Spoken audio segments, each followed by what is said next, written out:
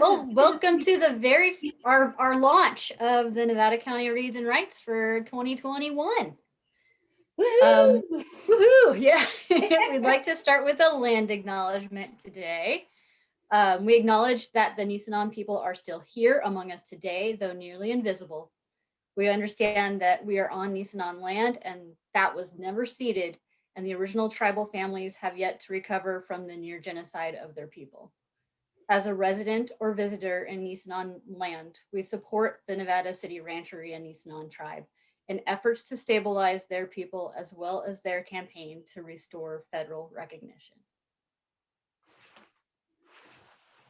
All right, and I will introduce Shelley to you all.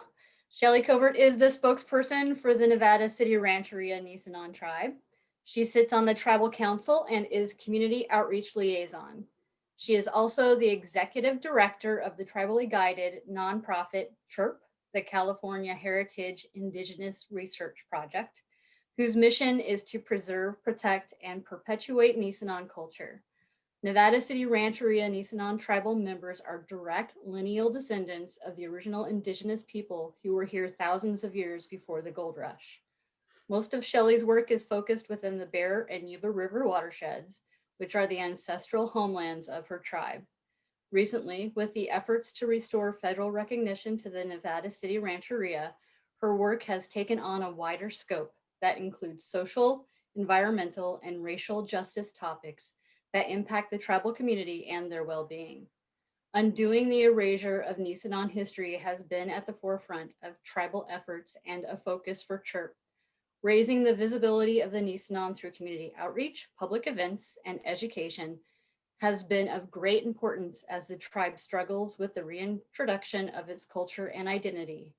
As tribal liaison, Shelley works closely with the elders, tribal council, and tribal members to identify the areas of greatest need, and then guides CHIRP as executive director to develop and implement projects that have found funding. All right, Shelley, is there anything else you want me to add before you get started? I don't think so. I think that's great. I have to do a vanity disclaimer though, because I've broken my tooth, and so I have this issue with the dentist. I'm a little scared, and I just keep putting it off. So anyway, it's my disclaimer. I don't usually look like this, but I'm not going to let it inhibit me. I'm just, I don't want to be vain, but yet I have to have my vanity disclaimer. I totally understand. I get it. Very important piece of my bio. I'm sure that, that's important to anything except me. All right. All right. I think you look great. So. Oh, thank you. Thank you. All right. Well, Humakini, good morning, everyone. Homoya Bemi, Nishananamimi Wakamni, Lidam Lily Yapemni. Where am I? Ustama Hedidi. So good morning. Thanks so much to Nevada County Reads and Writes for having me. We have such an amazing program lined up in connection with the library. And, I'm still having a hard time calling myself an author. We have authored a children's book in the Nisenan language, which is the first time, for our tribe that has happened. And so we're excited to introduce Anita Opek, Bete Empayam, as well as I'm going to be reading, I think next month, Boyo Bete, which is the story of Rabbit in his snowshoes. I know we're going to be featuring Home to Medicine Mountain, which is the children's book done by Judith Lowry, who is a local resident and very famous Native American contemporary artist, who is a great friend and supporter and ally to CHIRP and to Nevada City Rancheria Nisenan Tribe. Along with the art walks, the virtual tour, there's so many goodies that are coming out for this event, and that couldn't happen without the partnership of Nevada County Library, who we've been working with now for several years. This is our second grant that we did with the library. which included the production of several amazing events, speaker series, of course, the book. What else did we do? Oh, the creation of the webpage for the Nevada County webpage is now going to have Nevada City Rancheria Nisenan and our project together with the library, which is again something that has never happened before. You know, it's been a long time coming, but I guess some things that take so much time, you know, it's worthy of the wait, I suppose you could say. I've really enjoyed my relationship building, and it started with the librarians. So, you know, it's funny because I think I had a stereotypical view of what librarians, you know, should be or are. And over the years, the librarians that I've met completely break the mold that, you know, to pull them out of their librarian box. And but it really started with the librarians, their interest. I think maybe it's an innate interest for research and like categorizing things lent so well, and I think spurred a moment of deep curiosity within them in the first grant project, when they realized that there was not a Nisenan collection for local people that you could just go and like look up our history. It was absolutely, much like the people, completely erased. And I know that I don't know, I mean, it was my assumption, I could see that really sparked their inner maybe wrongness of like, you know, that's not, history is supposed to be recorded and shared. I mean, libraries, obviously there are information institutions, and that something this important was completely absent from our place really rung with them. And I appreciate that.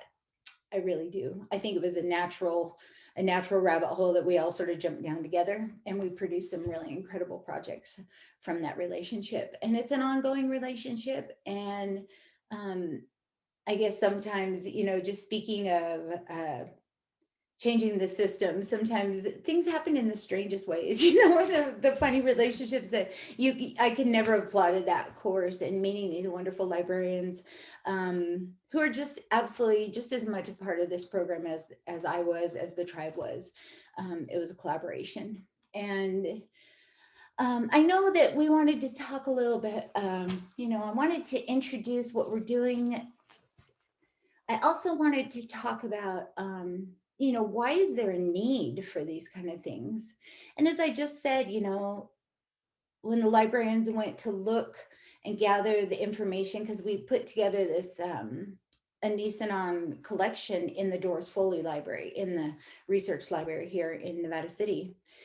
And so as we were collecting the, you know, looking, we went to the state archives. I mean, they shopped around all the places that they could find, trying to find information on the Nevada City Rancheria Nisenan, and you know, the happenings of the gold rush and all those kind of things. And that the mere absence of that is what we're facing all the time as a tribe. And Malcolm Margolin had said, he'd made a quote once when he was speaking here locally. He said, you know, to be oppressed and disadvantaged and is a horrible thing to always, you know, to weigh that on a person their entire life, but to be erased is a completely different thing altogether. And that's, I've realized, you know, as I get older, that is what it is. We were completely erased. And, you know, folding back into reading, like picking the books that are chosen for events like this, for programs like this, I know now is the time that we're talking about social and racial justice and equity and equality and all the amazing things that are happening right now. But standing in that place of erasure, it's gotten me to think, you know, that all of every injustice is worthy of correction. It's worthy of justice, I suppose. You know, to be fixed, to be resolved. Hopefully in our time, as we're all you know, getting older as we leave the planet, but to pass that torch on to our children. But this in California, the first injustice and the first, you know, bloodshed, or however you want to say it, I don't want to get too graphic, but the genocide of the California Indians is what opened land for settlement. And in all the beautiful conversations that are going on, a lot of times people don't even have the knowledge of that history, let alone jump in the boat to help resolve or fix that injustice.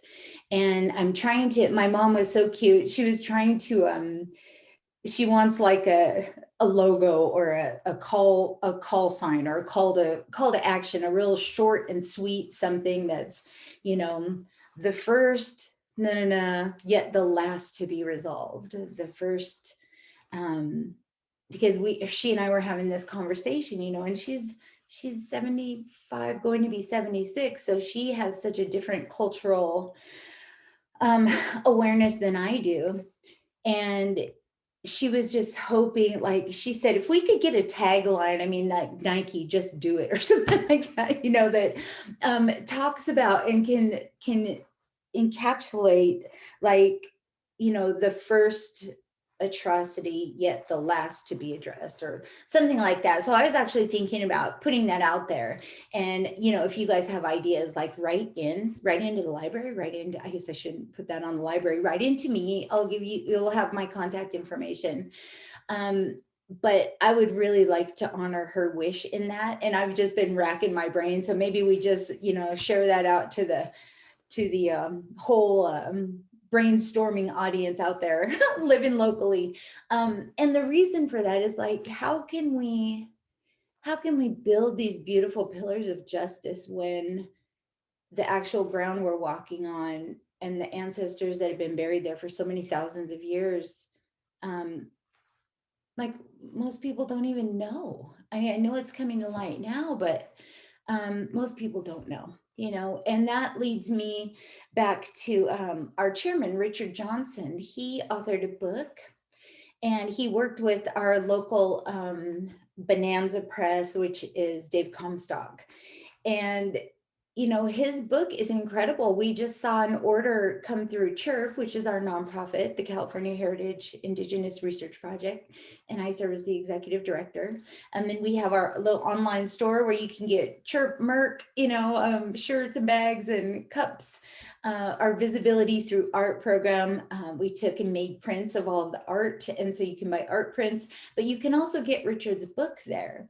And, you know, I'm sure lots of people from everywhere have purchased his book, but because it was ordered through our online store, we get to see who's buying things, you know. And the Harvard library purchased 2 of his books, and like that was it was huge. It was like somebody is actually seeing us, you know.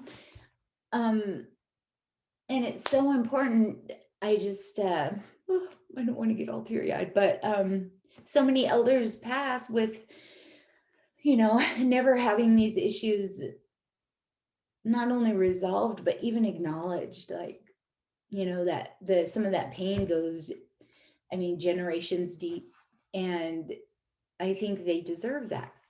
And I think that history and that pain deserves to be at least, like, you know, for decades, a lot of the academics disagreed about the genocide. And I think lately that's finally come to a point that can't be argued anymore. You know, with several things have been written and documented with, like, the proof of, you know, like, these things happened, which equals, you know, this over here that nobody wants to talk about.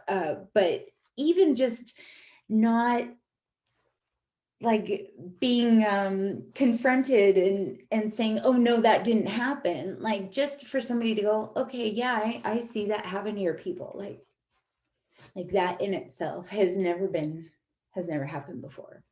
And I hate to see more elders passing without that resolution.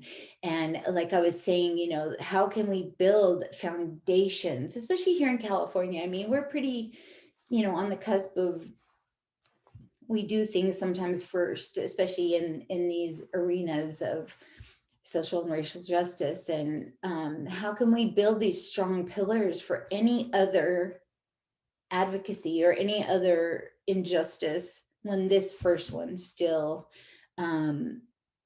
remains seen?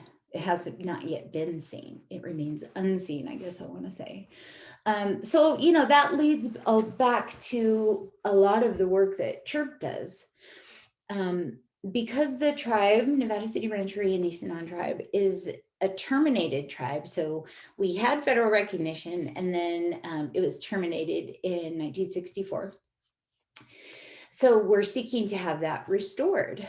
And because we're not federally recognized, you know, we don't have any safety net. So we don't have access, like a lot of Native Americans do who are federally recognized, to health, education, housing, economic development, you know, and having sovereignty. That's the whole thing, the ability to prove that you're still your own people and to self-govern, which is what sovereignty is all about, is the ability to govern your people, your community in your own way.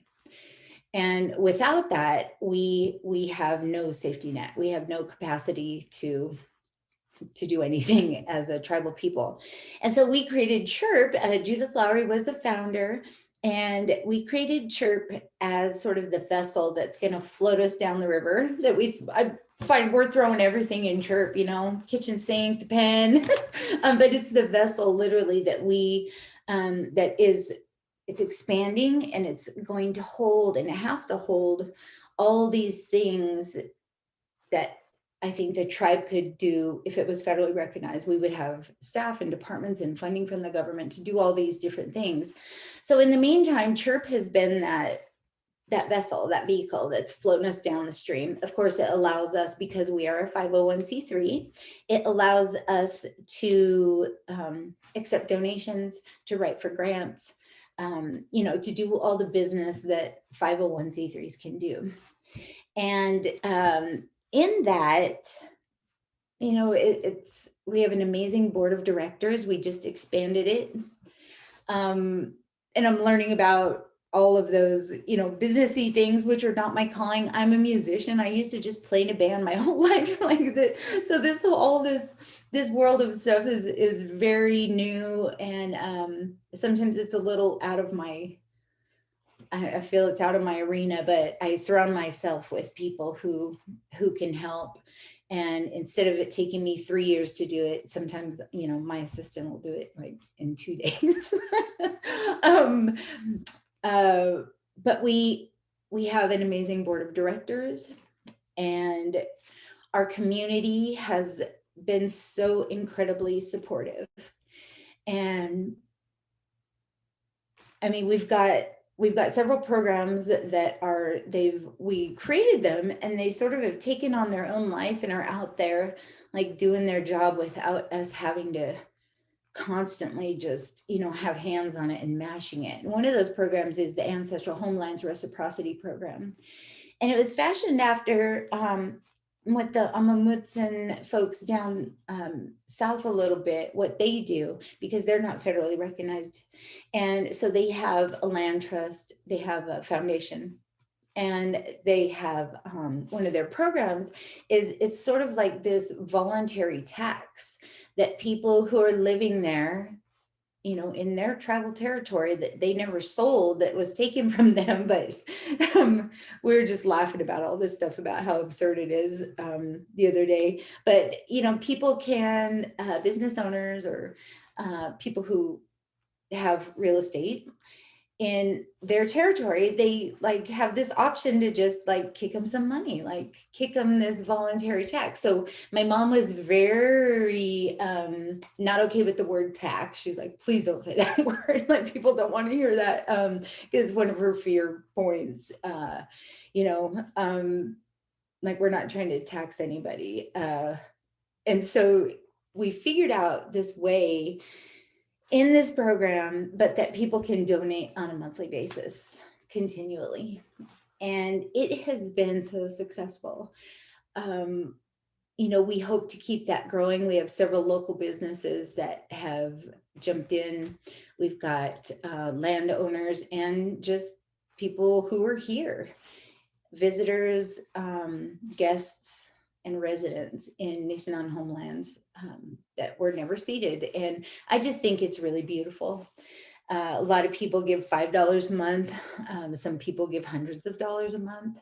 And it's just really fantastic, but it is what is letting us do the work that we need to do, just so that we can focus on the federal recognition piece, which, you know, the recognition thing, we were in federal court for over 8 years. I mean, before my mom, my grandpa did this. I don't want to pass this on to my daughter. And it just seems like such a simple thing, like put our name back on the list. You know, it's already a federal program. The BIA already deals with tribes. I mean, just, you took it off, just put it back on. You know, can I fly out there and help you type it? I'm totally willing. It just seems like, of all the hard conversations that are happening today within our country and amongst people, it just seems like such an easy thing. And I'm sure that's politics, or I mean, actually, I don't even know what it is that is the barrier, other than just them not knowing about us, you know? And so that's where we all come in, right? Is just community members in any subject that needs to raise visibility. Like, we need to be seen. We need to shout out. We just recently got the Nevada County Board of Supervisors unanimous support. They, in the form of a resolution, recognizing us as the Indigenous tribe that has been here forever and supporting our efforts for federal recognition. That was a huge piece of what needed to happen. I guess in the dominoes of things that need to happen, you know, that we're probably looking at legislation, and people keep, you know, I have a bubble around me of like, oh, well, we can do this, especially if, you know, it's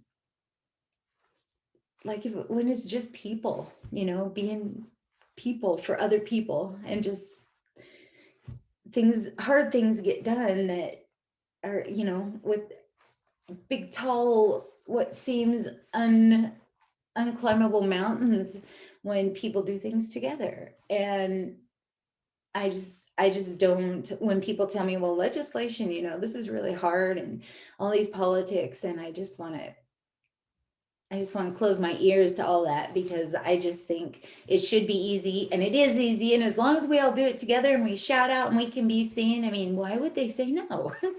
It's probably extremely naive, but it's truly the way I feel in my heart. And, you know, days like today where I can just sit and talk and get to know, you know, or let you all know, like what kind of what we're going through, and you know, where we need to go, where we want to be. I think a lot of times when it's easier spoken like this, just as a conversation, I think it's easier for people to understand how wrong it is that the tribe isn't recognized by the federal government. And just up until a couple months ago, you know, that we weren't recognized even by our own county. And, you know, Nevada City did a resolution, and we still need to ask Grass Valley formally, you know. But all these things, to me, because it's not my world, I guess it's the system, you know, and I just want to go around everything instead. And I'd rather do projects like this, you know, where we're talking about books and language and the people, and, you know, enticing people to read. Like, please read our chairman's book if you can. It's not an easy read. It's it's frankly quite depressing, you know. It's just newspaper clippings and articles that are so so incredibly graphic. And I know it was a different time and a different era, but I mean, the racism runs rampant. It's like some kind of sci-fi movie, I swear. But it's filled with a lot of truth, you know, that happened. And being able to share books in this way with a large community is absolutely fantastic. My grandma didn't get to live to see Anita Opet Bete and Payam, where I fashioned her as my character is fashioned after her, who she is Anita Opet. And she was actually orphaned at 2 years old. Her mom died of tuberculosis. And so she was orphaned and raised by a lady that she just knew as Auntie. And Auntie was part Black and part Miwok Southern Nishnam. And I know I've been doing the genealogy, but sometimes once you get back to, you know, late 1840s, early 1850s, you hit these walls, you know, as they're called. There's just not any documentation on these people. Or when they do write something down, it's like, you know, that word squaw, or so-and-so's wife, so-and-so's servant. Again, you know, a really hard look at a different time that's just like, ugh, it's awful. Anyway, but you know, trying to look into who this Auntie lady was, who raised my grandma. And the story, I guess Auntie was very strict, and she had a very strong Catholic upbringing and was very, very strict. And not sure how much love there was for grandma, if any. I don't know, like, the relationship between grandma and Auntie, but I know that grandma lived in her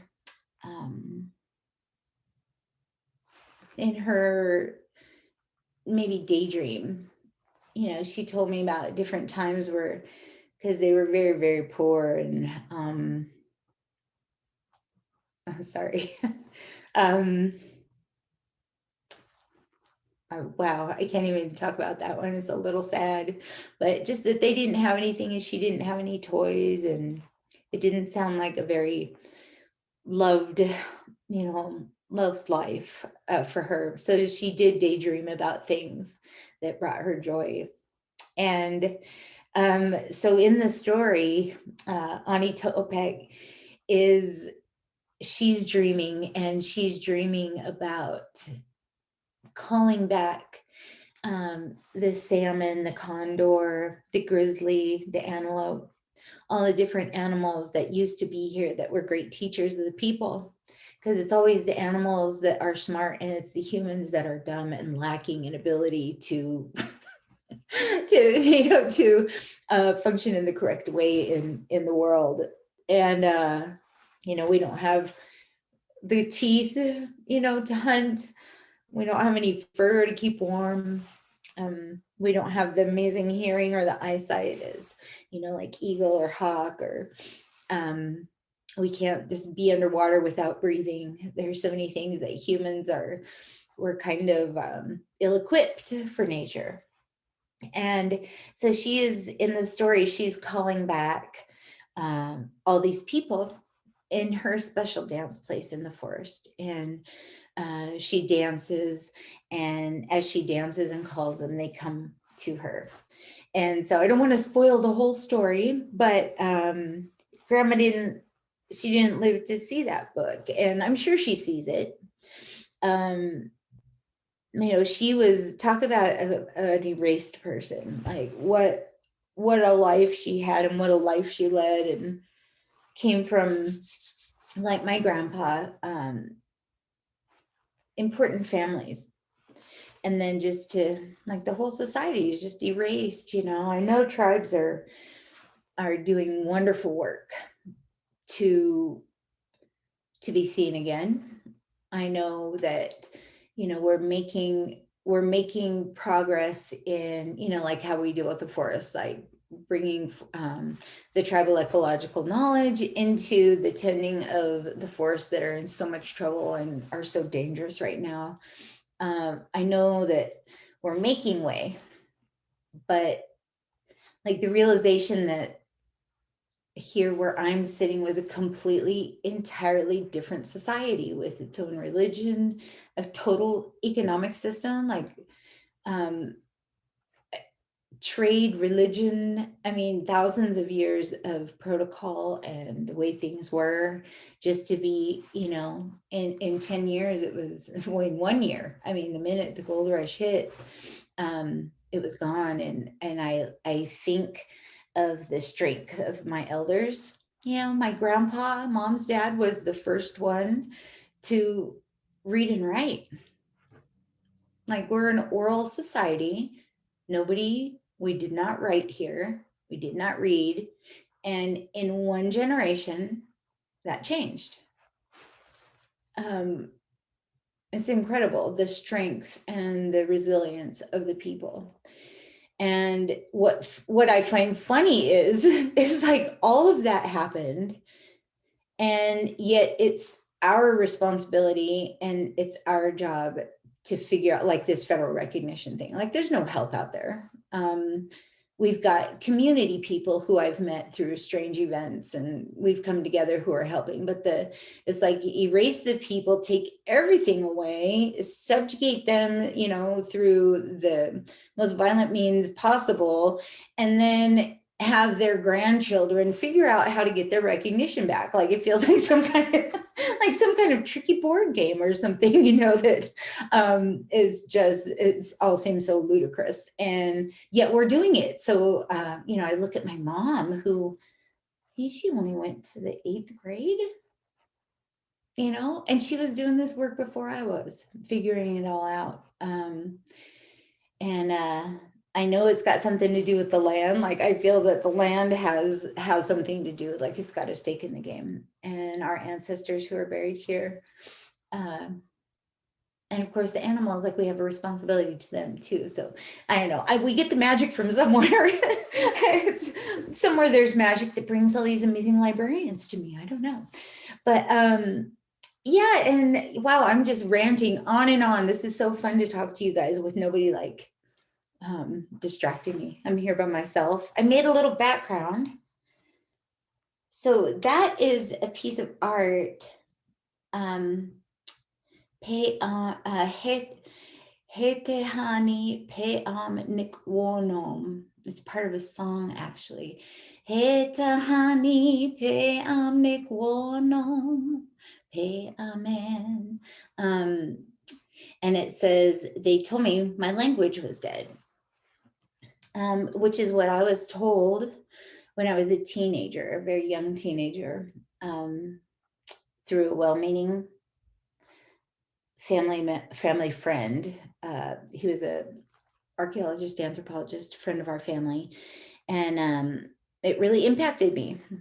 That a lot of people say the Nisenan language is extinct, and it's such a final word, right? Extinct, so like gone forever. And through some of the work that we've done with Dr. Sherry Tatch, who is a Nisenan linguist and just a little powerhouse of a woman. She's part Cherokee, and an amazing addition here to our efforts. Judith Lowry, Tana Thorne, Dr. Sherry Tatch, Wally Hageman, who recently passed away, I'm sorry to say. I mean, we had several people who helped get all of this moving. But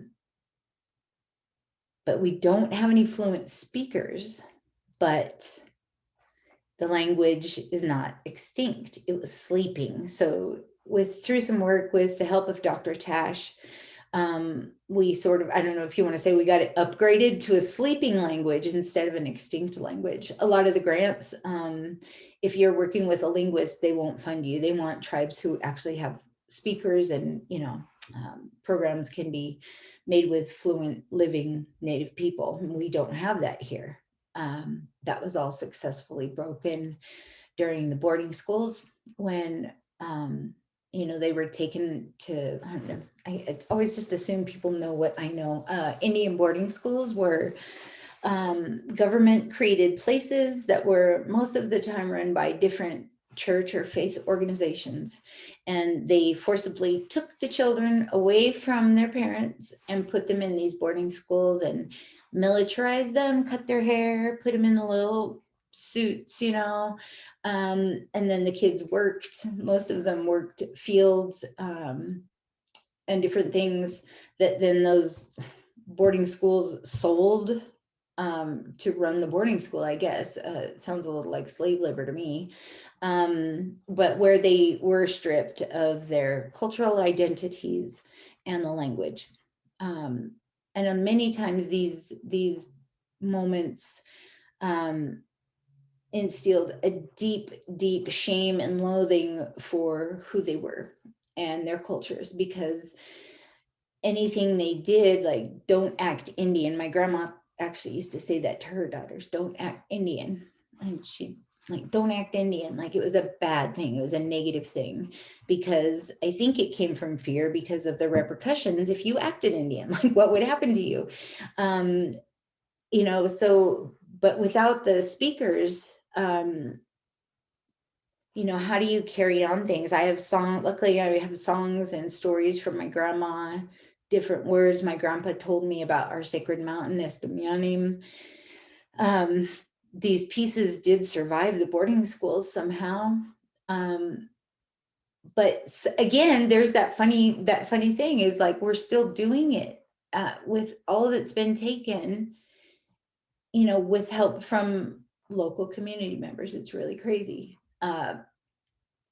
That we, the ones who are so broken and like it was all destroyed, yet we're the ones who have to figure out the path, and we're actually doing okay. It's really shocking. It all sounds like all doom and gloom, but it's really not, because again, like I said, with people, I think we can do anything. I really do. And I'm excited. I have a little bit of a nervousness when I speak Nisenan. It's really strange. It's different when I sing it, but when I speak it, I guess I'm just so worried that I'm, butchering the language. And some elders actually said that they would rather let their languages die than treat it and bring it back like a Frankenstein, like all pieced together. Because we do have to borrow some words from other dialects. So Nisenan has 13 dialects, and ours is unfortunately one of the ones that wasn't heavily documented by the ethnologists and the linguists that came out to study the people and sort everybody into their groups, like they do. And so I do find that I have a little bit of a nervousness when I read the books. So when it comes to that part of the session, when I'm reading the books, I hope you'll all bear with me. And, I am excited about it. And I know the more that I do it, the easier it is and the better I feel. So, geez, I have no idea where we are on time. I've just been chatting away with you all. We're doing great. Are we good? Yeah. Do you want to field some questions, or do you want to just sure, that would be great. Okay. Well, anybody, if you have questions, feel free to put them in the chat. What can we do to support the Nisenan? Awesome. That's the greatest question ever. Through CHIRP, which is our 501c3 nonprofit, there's always, I have this strange relationship with money where I hate it, yet I see its usefulness in the world. Of course, donating to the organization funds our budget. And the more budget we have, the more we can do, obviously, right? And so, while that is, I think for some people, donating is easier. I know for me, when I donate, most of my little donations go to the any animal thing I come across, you know, that's where my money goes. And it's easy for me because I should probably go volunteer my time at the animal shelter, and I can't right now. And so that makes it easy for me. Money is an easy way to directly help us. It is absolutely not the only way. I think that, we're getting to the point we're trying to, it's so funny because with our volunteers, like you can't just, like I have offer for people to come and volunteer, and it's so hard because our capacity is just growing. And without having events this year, of course, because then we could have some, you know, people just show up and hand things out or help at the events. But especially with COVID, it's like, well, oh no, now what do we do? You know, and it's hard. I find that we're at this moment in CHIRP where we're growing and expanding programs to get them ready so that hopefully we can get our volunteer coordinator to start training volunteers to participate in certain programs. I don't think we're at that point right now.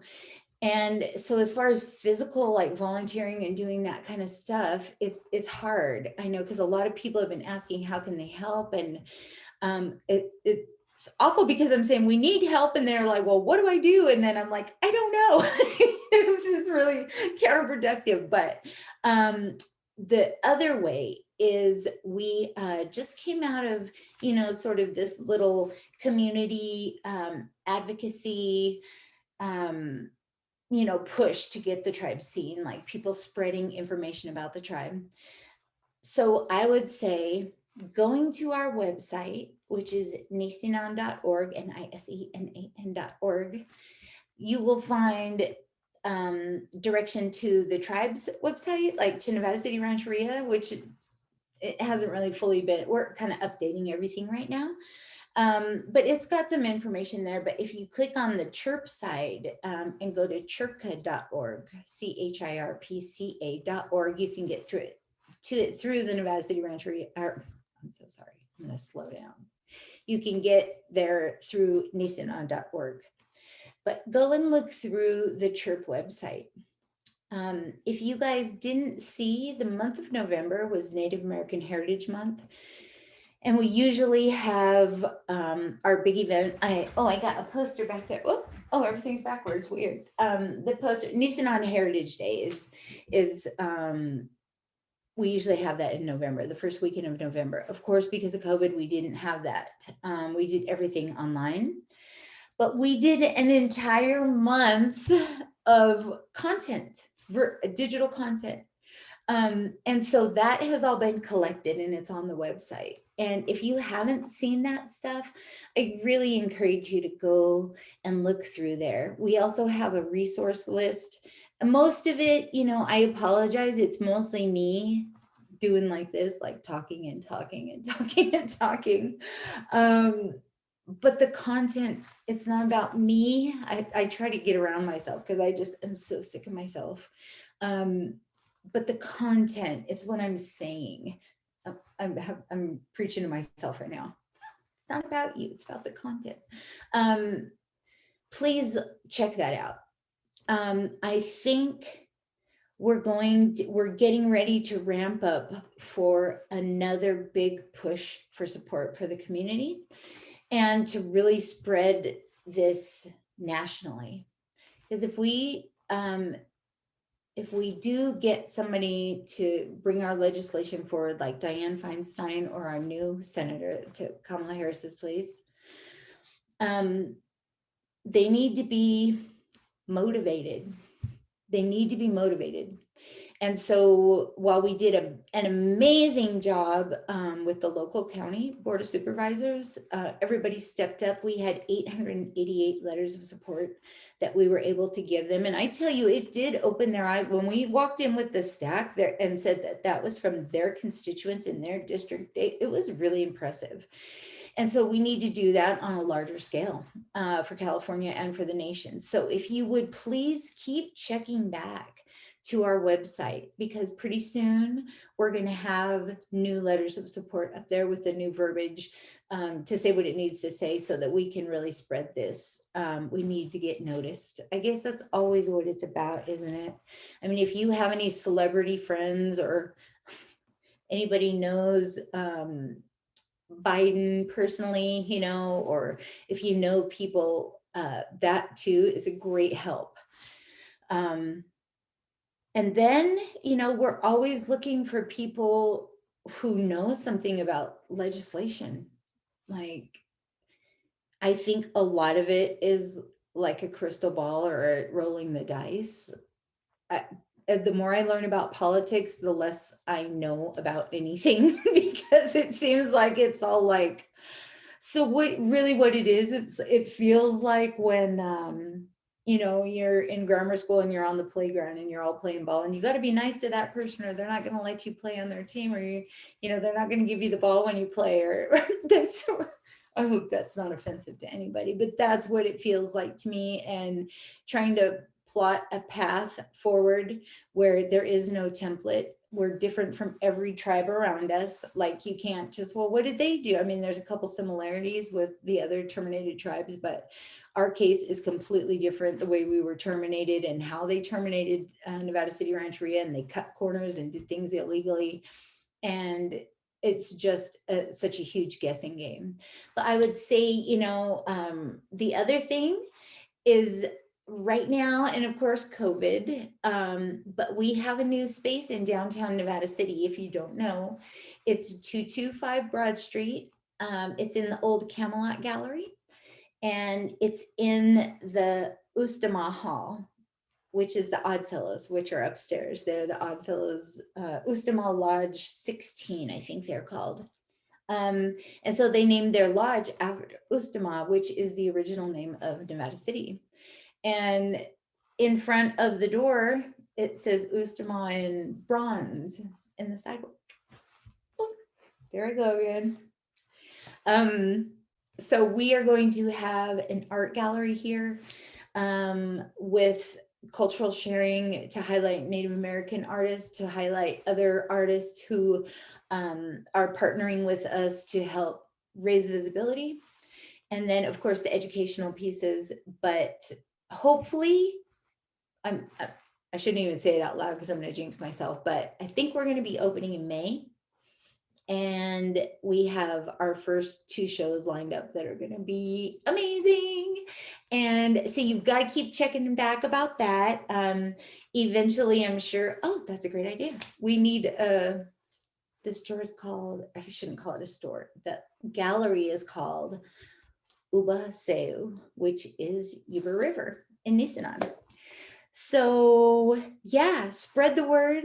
Educate yourselves, please. If you don't know, I mean, there's just hours of me blah, blah, blahing on the website. Educate yourselves. Learn as much as you can about the history and the Nisenan people. Like I said, it's not, I mean, right now it feels all sparkly and good, but when you get back into the past, it's a bummer to read and experience all that ugliness. You know, but I guess it's what you got to do to get educated about it. Spread the word. Please keep checking the website, because there's going to be information about, you know, when we start a new advocacy out there for this bigger audience, for the nation to know who we are. Who do you know?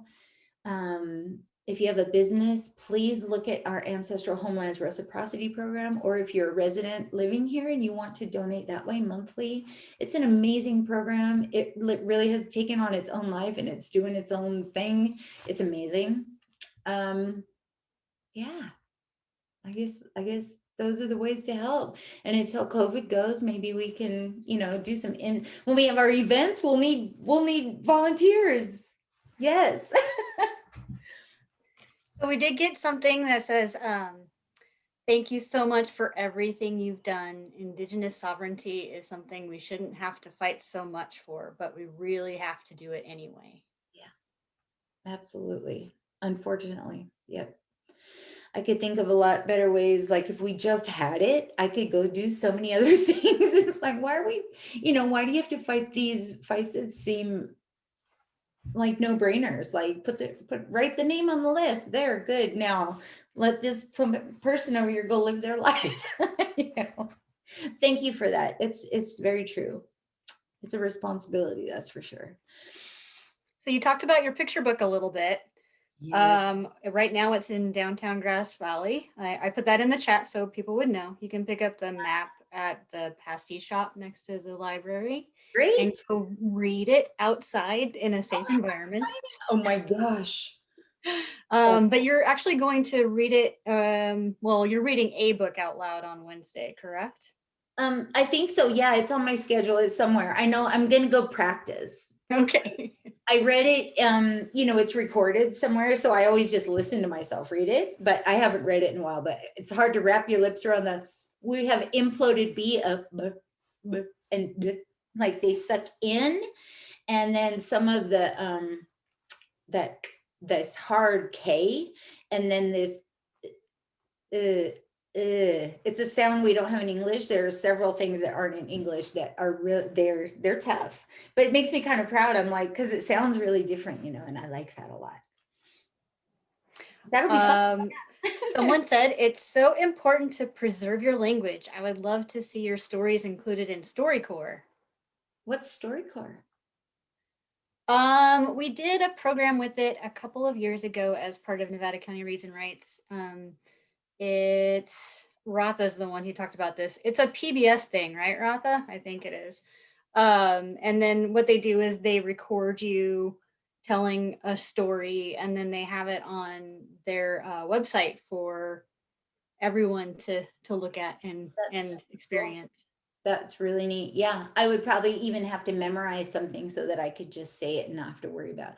And then there's so many different writing systems, like the different linguists write it differently. So I think I know 5 writing systems, which is just, again, it's absurd. It's like, why? Ratha says it goes into the Library of Congress, so that's even better. Oh, wow, great. Yeah, that's great. What a great idea. So what is your very next program that you're going to have at the library? What is it? I don't know.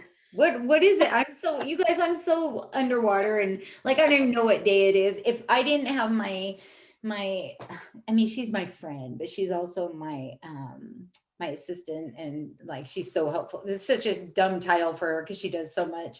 But if I didn't have Ember like helping keep me straight, I don't even know what day it is most of the time. Like today's Saturday. I thought today was Friday. Today is Saturday.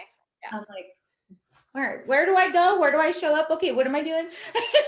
So what are we doing next?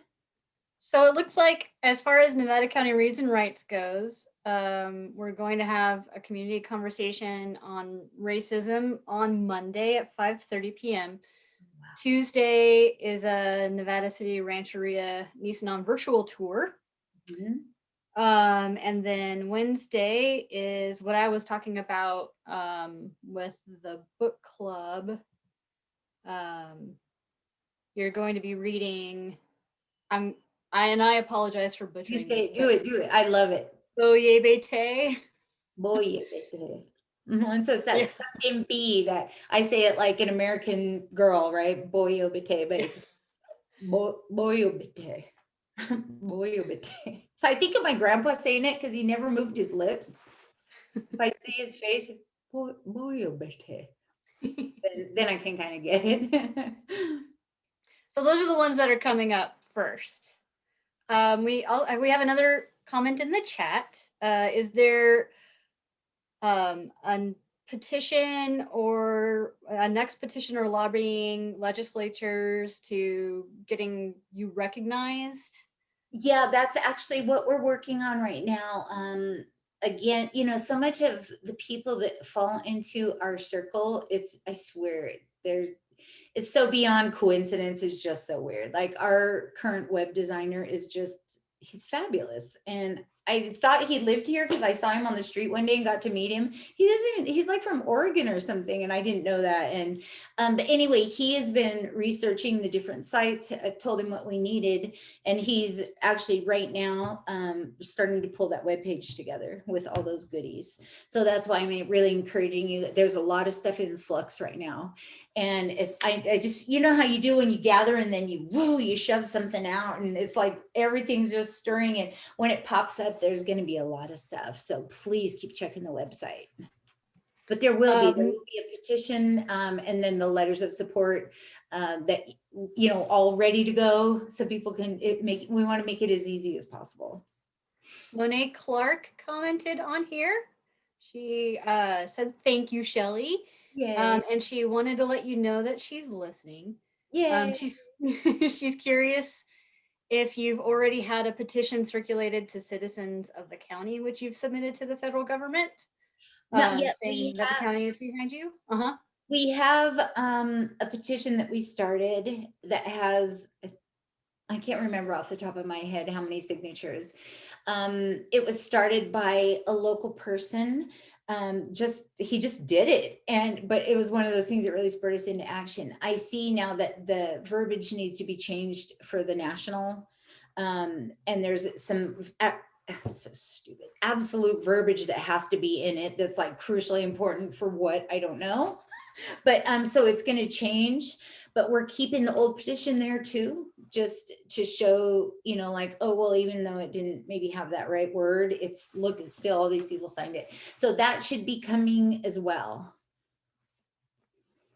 Monet also wanted to invite you to see a new performance video work that is part of the art walk at 210 Broad. That speaks to the long-term impacts of colonialism on the land, animals, and people of the Americas. She says it's called Colonial Climate, the Great Unraveling. Yeah, I've seen it across the street, Monet, because we're right across the street, you know, and I didn't know it was yours till I saw it on Facebook. So I was like, oh, yay. It's awesome. And then we got a thank you for all you do. We cannot improve the future if we don't know the past. That's right. Absolutely. Thank you. That's true. So we've got a couple more minutes. Is there anything else that you wanted to talk about before we go? Oh, I'm sure there's 1,000 things that I should have said that I didn't say. No, I just, you know, I'm probably preaching to the choir here, you know, because folks that show up in talks like this we're probably all of the same heart and, you know, partially the same mind or whatever. But I just keep getting pulled back over and over and over to, you know, and not because some people think it's all woo woo or, oh, you're a tree hugger, or, you know, that you're weird if you feel these things, I guess. And but the animals and the trees and the environment, I just feel right now are, and it's our job to protect, obviously for ourselves as well, because we need air, you know, things like that are important, but and not in a, I don't know how to verbalize it. I just think that connecting with the animals, and if I can go as far without sounding like a weirdo to say with their spirits, it's really important right now, and I'm not exactly sure why. I mean, I always felt this way, and I love animals, and I understand that, you know, there's a long arc of us learning from animals, and that the beings that they are very important in our creation stories, in our in the way that we believe as Nisenan people. But it just keeps popping up over and over. And I mean, just to, if you're that kind of person, if you're not, that's okay too. But if you're that kind of person, put your ears on ultra strong right now. There's something going on, and I don't know more than that. I wish I had my grandpa here who could teach me about those things, you know. I just know enough to be curious and to mess myself up, but something's happening out there, and I wish I was like, you know, some person that knew this stuff, but something's going on out there. And if you're that type of person with those type of ears, I just keep being told that we're supposed to be learning something right now, and I couldn't tell you what it is. I sound like some kind of TV evangelist or something, but I just, I'm just feel moved to say it because it's been so strong with me lately. Every animal in our neighborhood, and we live on South Auburn Street, has been coming to our house. I mean, it's just been insanely, it's like, talk about being in your face and going, hello, are you listening to me? So maybe some of you out there can interpret and hear better than I can, and maybe you can let me know what's going on, but something's up. And just, we got to remember that we're just humans, we build our own environments so we can be comfy because we're unequipped like the rest of the animals are. And I think we've forgotten that, And I'm going to talk. I love my car and my air conditioner and my computer. So, not judging anybody. Saxon says, thank you, Shelley, for all you do. Your tribe, your family, and your community are lucky to have you. Who said that? Saxon Thomas. Oh, that's my cousin. Hi, honey. I love you. Thank you. Back at you, babies.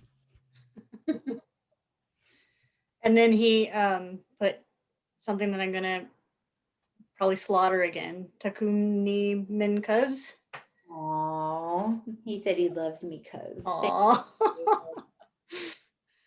Well, thank you so much for launching our reads and writes for this year. I feel so blessed that I got to be a part of this thing today and listen to you talk to me and to all of us in this group. I really appreciate it. It was really fun. Thanks so much for having me. Thank you for focusing so much of the program this round on the Nisenan and the language and obviously the new book. It's so exciting, and I'm glad Saxon's here to hear some of the I'm the one out there talking, but I'm also the one who gets to get all the love sometimes, and they don't get that. Well, okay, you can't, unless you're doing it, you don't get the love. Maybe that'll pull them out a little more. Make Saxon do this next time.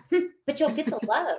The love is good, and the support is amazing. And yeah, thank you. It's been great.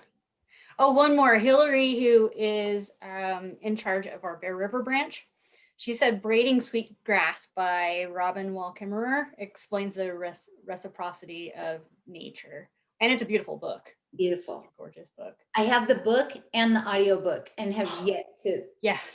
I love listening to her tell those stories. It's amazing. Does she read it herself? Mm-hmm. Oh, I didn't know that. Oh, yeah. Maybe I'll take my Stephen King out and put her in. That might be nice. Well, thank you so much. And we'll see you soon for many of our programs. Yeah, we'll be back. All right. Thank you. Thank you. Bye.